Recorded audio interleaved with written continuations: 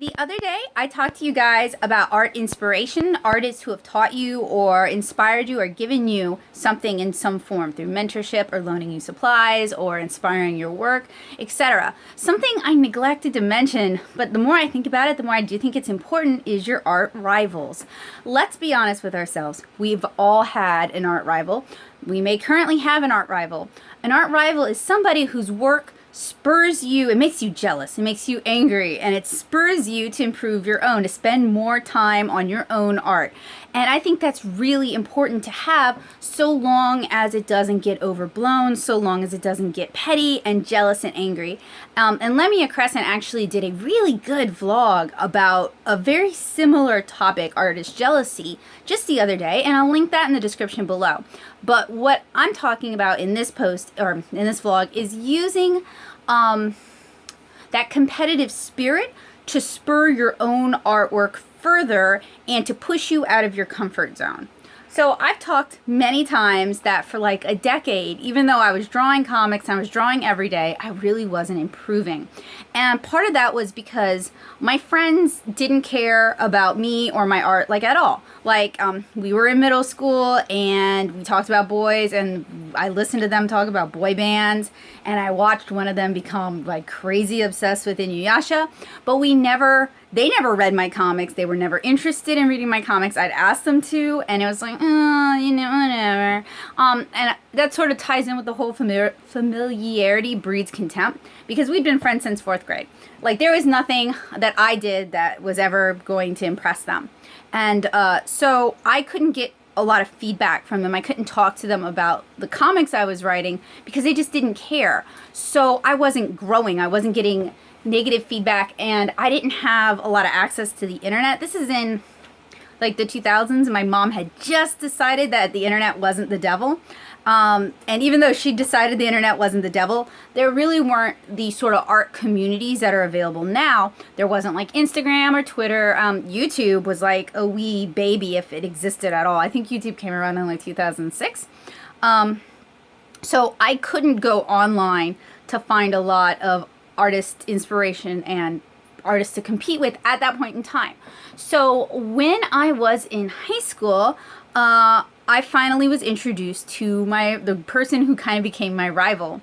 And we were both girls in high school who wanted to make comics. We were both heavily inspired by manga. And we both had live journals, and we went to the same school. And people were like, I don't understand why you and they aren't friends. And it's like, because we had very clashing personalities. We are both kind of queen bee, and that did not work out super well. But the good thing about knowing this person is I would see her art online, and it would just like light a fire in my soul. Like, it really drove me nuts. And so I would work even harder at my stuff, and I would try new things that maybe I saw her doing that were working for her. I would try those things out. I would try out materials that seemed like they were working for her. I was always trying to up my game so that I could be the one getting the recognition instead of her, which I know that sounds terrible when you say it like that, but that is a driving human force. People want accomplishments. People want opportunities. So I used her art to push my art further. And in undergrad, we were friends for a while. This was after she'd quit drawing art. And our relationship, my art relationship with her, was just never as fulfilling as it was when we were rivals. And I kind of felt like even if we'd become friends, I wanted to stay art rivals. Because I just really enjoyed that, like, sort of manga-esque, shonen manga-esque rival relationship. And I really didn't have a problem being like the sometimes a bad guy, but sometimes a good guy person. I guess the Seto Kaiba, or, of that relationship. Like, that was okay with me. The Ino, there we go. The Ino to her Sakura. For those who are older and super weepy. So my art really improved by having her making comics and kind of seeing us as like a friendly rivalry. And there was a time in high school where she just like quit the internet. And you remember when people were like, I quit the internet. And I actually wrote her an email, even though we were like always sparring with each other. I wrote her an email and I was like, please don't do that. Don't do it over a guy. It's one thing if you need to take a break, but please don't stop posting art. And so she posted all over her live journal that, oh, Becca thinks I'm so much better than her that she doesn't want me to quit making art, which drove me nuts. But that was like that. I look back on that fondly. Like, those were my salad days. So there can be kind of healthy artist rivalry relationships, and then there can be really unhealthy artist rivalry relationships. And Lemia did talk really well about one aspect of the unhealthy. So when I was in undergrad, I lived with this person who's probably watching this, so I'm not going to use any names. I lived with this person who I really liked her art. I really admired her art. We both wanted to be comic artists. And living with her and seeing her art and seeing when she made art, she made art really infrequently for an art major. But seeing her make art made me realize how I was not where I needed to be and how I needed to either switch to a different major or get really, really serious. And the school we were going to was not going to provide the education for that. So that really pushed me to looking online for resources and reading like Loomis and reading Vilpu and doing all those studies over and over again. So that's a plus to that relationship. One of the negatives is she was super down on her art all the time, and she had no problem being just nasty about mine. Just like she's having a bad day and she'd come in and she'd say something just really mean. Like anytime she felt bad, she had to knock me down several pegs. And so when that friendship ended, I just kind of let it go, because I enjoyed like the sort of the rivalry. It was never really a true rivalry, but I enjoyed her art pushing me further, and I enjoyed sort of half-heartedly competing with her and going after some of the same opportunities as she was going after. Not because I thought I was going to get them, but because it was just a driving force for me to try new things. I enjoyed that, but I didn't enjoy how she talked to me and how she treated me. And I'm not saying I was perfect in that relationship, because I definitely had my flaws. But on a purely artistic sense, that was really detrimental and toxic for me. So there is a third example, and I'll just use names because we're friends. So I met Heidi at SCAD in our intensives class, and Heidi was like the best artist in the class, but she had an anime style. So at SCAD at that time, you could be the best, but if you had an anime style, it made you like in the bottom, kind of. It was really screwy. I don't know if it's even that way anymore.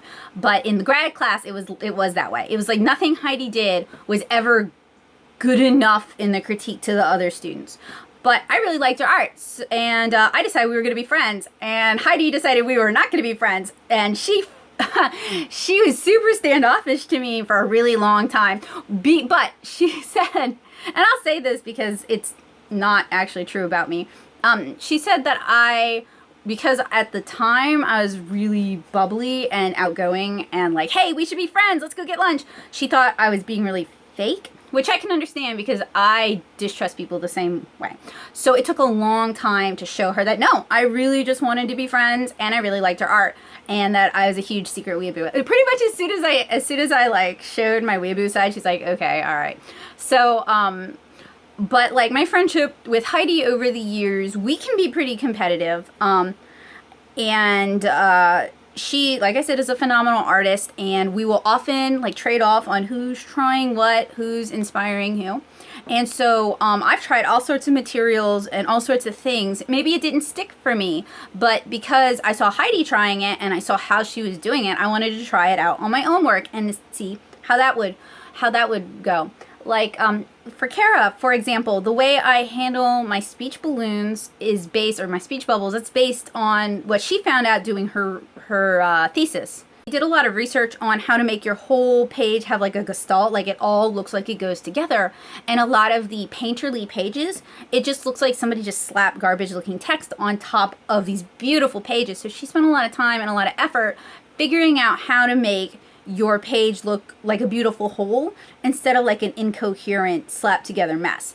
And I really liked the ideas she presented, so I adopted that. With her help, I adopted that into how I handled borders and sort of like visual effects and speech balloons and text in Kara. So that's a third way you can have like a friendly rivalry that pushes both of you to go further.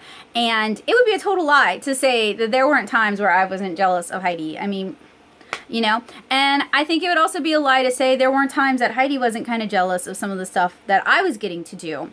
And we have not always had a perfect relationship. We've definitely had our flaws.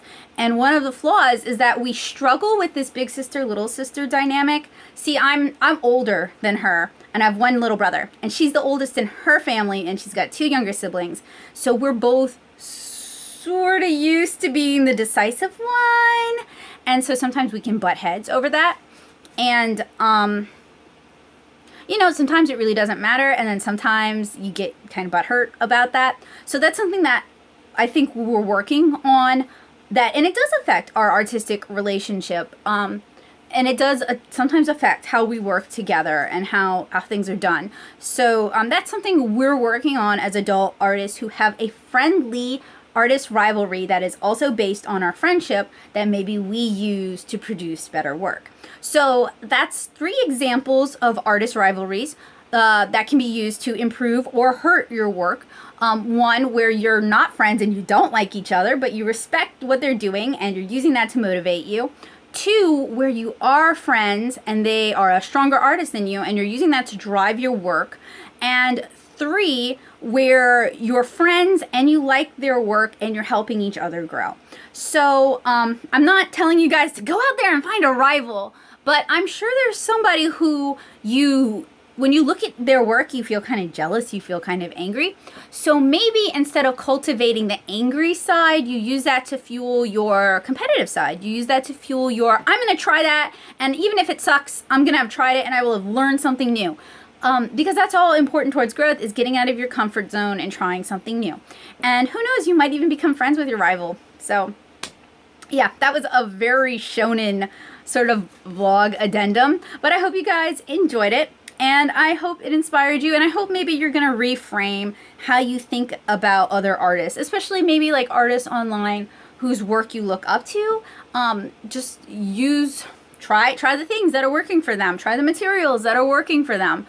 And if it doesn't work for you, that's okay. But you tried something new, and even if it didn't turn out right, you still gain new skills, and you still learn new ways to problem solve. So I'll see you guys later. Bye. Signed out, but I thought about it more, and I think we need to talk about good rival etiquette before we get too much further. Okay, so we're not talking about making somebody your enemy. We're not talking about making somebody hate you. You're not going to successfully have like a healthy rivalry. If they don't consider you fair competition, and 2, if you're just nasty to them all the time. So don't leave like ugly comments on their work. Don't try to put them down. Don't talk crap about them to other artists or other people in your art community. Don't try to cheat them out of jobs by talking smack about their work or destroying their work or something like that. So anything like that is completely out of the question. You cannot do that. That is not okay. That's not acceptable behavior. I'm not encouraging that. 2, tracing their work, tracing the work of other people, and then submitting it as your own. It's one thing if you're tracing something to figure out how it was done and you're using that as a study that nobody's going to see. But if you're tracing their work so that you can pass it off as your own, that's not acceptable rival behavior. That's not okay.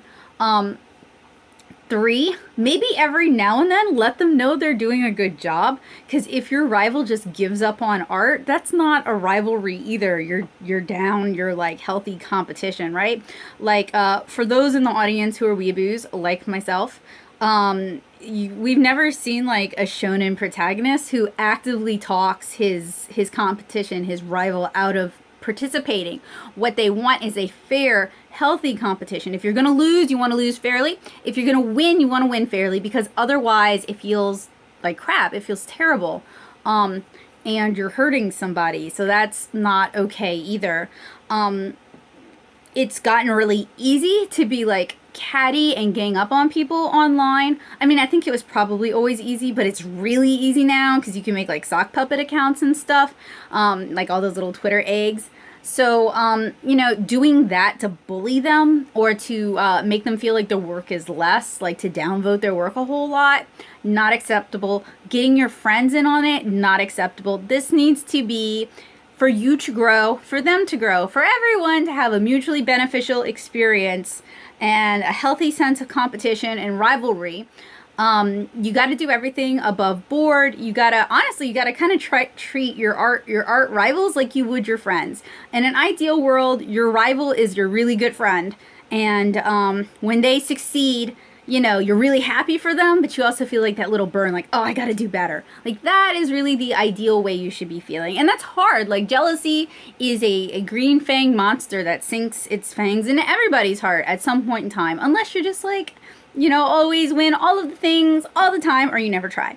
So, it's something you're going to have to work on, not feeling bitter and resentful. And it can be really hard if the person who you've picked to have a friendly rivalry with always seems to be winning, always seems to be getting the one up on you. Like, it doesn't feel good, but maybe that is good incentive to work really, really hard, or good incentive to find maybe somebody closer to your own level so you guys can both grow together. So, yeah, I didn't want you guys thinking I was encouraging any sort of unsportsmanlike behavior or any sort of unhealthy artistic cutthroat competition. I think it can be a really useful tool for growing. I think it can be beneficial for everybody involved if it's done the right way. And it's super easy to like fall off that train and go into crazy town and do terrible things to each other, but you got to be better than that. You got to work harder than that. So that's my second sign off. Bye guys, thanks for watching.